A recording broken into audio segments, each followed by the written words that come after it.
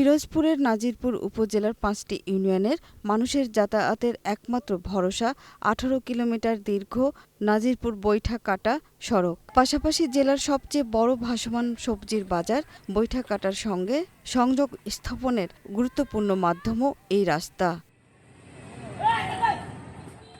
এলাকাবাসীর অভিযোগ, সড়কের বেহাল অবস্থার কারণে জরুরি প্রয়োজনে অ্যাম্বুলেন্স সহ অন্যান্য যানবাহন চলাচল ব্যাহত হচ্ছে।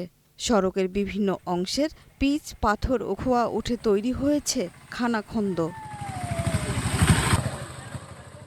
অভিযোগ রয়েছে, সড়কটি নির্মাণের জন্য ৪টি প্যাকেজে প্রায় ৪৪ কোটি টাকা বরাদ্দ দেওয়া হয় মেসার্স ইফতি ইটিসিএল প্রাইভেট লিমিটেড নামের ঠিকাদারি প্রতিষ্ঠানকে।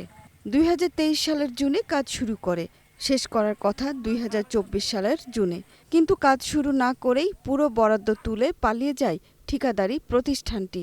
নাজিরপুর থেকে বৈঠাকাটা পর্যন্ত যদি আমরা চালাই যাই, তখন ওই মাথায় গিয়ে দেখি দু একটা নাট নাই, পড়ে গেছে, অনেক সময় পাতি ভেঙে যায়, বিভিন্ন রকমের সমস্যা। গাউখালী বাজার থেকে ১২ কিলো পথ আসতে প্রায় এই মোটরসাইকেলেই সময় লাগে ৩৫ থেকে ৪০ মিনিট।